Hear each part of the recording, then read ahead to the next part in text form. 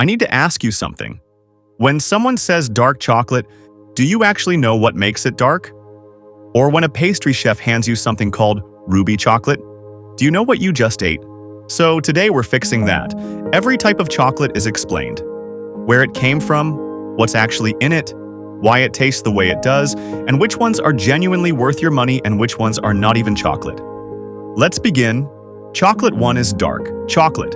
It is 3,500 years old and still the most misunderstood one in the room. Back in the 1500 BCE, the Olmec civilization in Mesoamerica was cultivating the cacao tree and prized cacao beans so highly that they used them as money. You could buy things with cacao beans. Fast forward to today. Dark chocolate must contain at least 50% cacao solids by law. Premium versions go up to 99%. That percentage on the wrapper isn't a health score or a bragging number.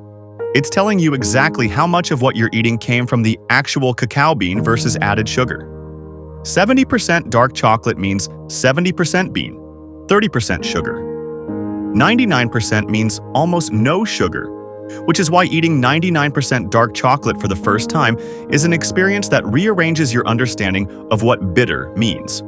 Use dark chocolate for eating straight, baking anything serious, ganaches, truffles, drinking chocolate, and impressing anyone who asks what you brought to the dinner party. Chocolate 2 is milk chocolate. The year is 1867. A Swiss chocolatier named Daniel Peter is staring at a bowl of chocolate and a glass of milk, and wondering why the two absolutely refuse to cooperate. The water in fresh milk keeps causing the mixture to spoil, separate, and generally become a disaster. He has been working on this problem for 8 years. 8 years of failed chocolate. His breakthrough came when he walked next door. Literally, his neighbor was Henri Nestlé, who had just invented powdered milk. Powdered milk has almost no water content, which solved Peter's entire problem overnight. Together, they created the first stable milk chocolate in 1875. American milk chocolate has a distinctive, slightly sour tang that confuses people raised on European chocolate. That's not a flaw. Hershey's original recipe used partially lipolyzed milk, a preservation technique common before refrigeration was widespread. That slightly tangy, almost funky quality became so embedded in American culture that it's now considered the standard. Everything you loved as a child, hot cocoa, coating strawberries, gifting to anyone who claims not to have a sweet tooth, and being the chocolate that genuinely makes most people on Earth happiest. Chocolate 3 is white chocolate, which is technically not chocolate. The FDA took until 2004 to deal with this. I need everyone who loves white chocolate to take a breath, because what I'm about to say is technically true. White chocolate is not chocolate. There it is. It contains no cocoa solids. It is made from cocoa butter, sugar, and milk. While it comes from the cocoa bean, it contains none of the compounds that define chocolate flavor. Nestlé introduced it commercially in 1930 with the Galac bar in Europe, and chocolate purists have been upset about it ever since. But here's the thing.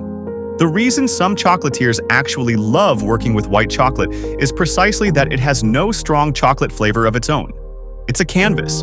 It carries other flavors like vanilla, matcha, freeze-dried raspberry, and lavender. White chocolate is notoriously difficult to work with because cocoa butter melts at body temperature.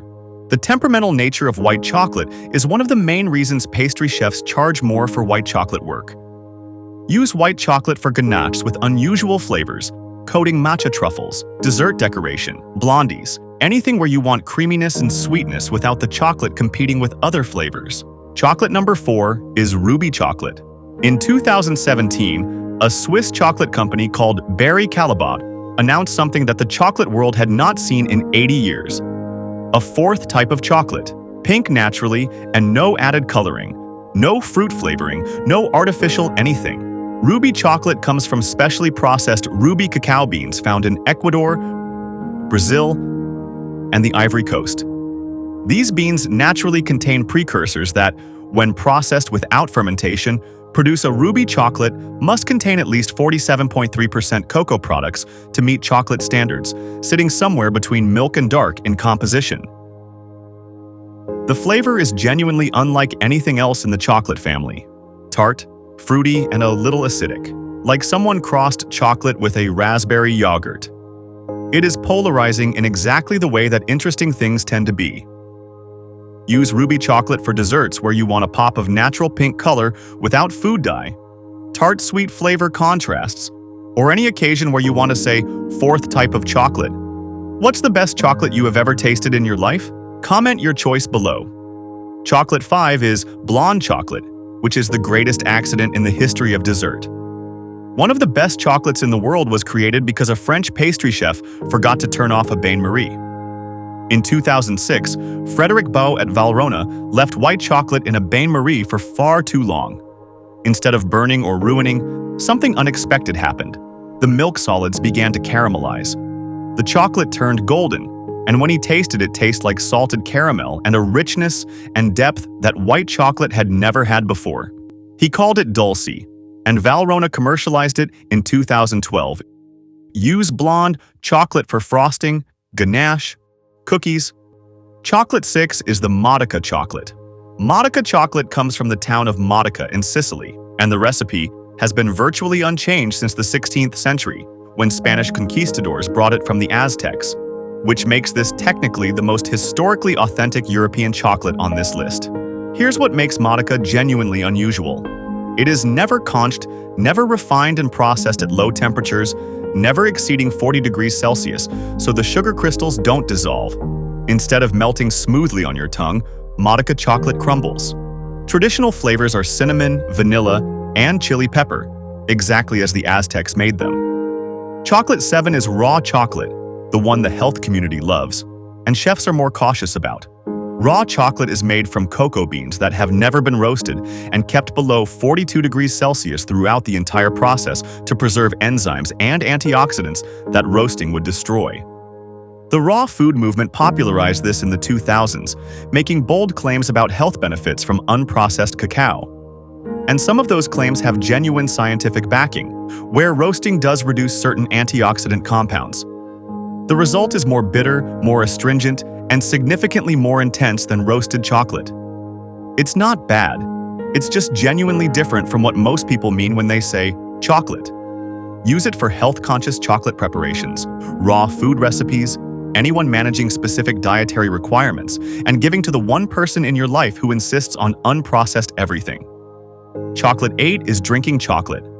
Before chocolate was a solid bar, before any of what we've discussed today existed, chocolate was a drink, and it looked nothing like what you'd expect. The Mayans and Aztecs drank it cold, bitter, and mixed with chili peppers, cornmeal, and water. No sugar, no milk, and no sweetness. What we would call inedible, they considered sacred, ceremonial, medicinal, and reserved for warriors, priests, and rulers. The word chocolate itself is derived from the Nahuatl word zocolotl, meaning bitter water. When Spanish conquistadors brought cacao to Europe in the year 1500, they added sugar and served it hot. It became a luxury drink for European aristocrats. European drinking chocolate is categorically different from hot cocoa powder mixed with hot water. It's made by melting actual real chocolate into milk or water. In every case, the chocolate is the main ingredient, not a flavoring. 10 types of chocolate. 3,500 years of history. Here's what I want you to take away from all of this. Chocolate is not one thing. It never was. Every variety on this table exists because someone, somewhere, was trying to solve a problem like a supply chain issue, a texture challenge, or a question of preservation and stumbled into something remarkable. The greatest food category on Earth was built almost entirely by accident, crisis, and stubborn curiosity. Share this with the chocolate lover in your life. Save it for the next time you're at a tasting and want to sound like you actually belong there. Subscribe to our channel for more cool videos.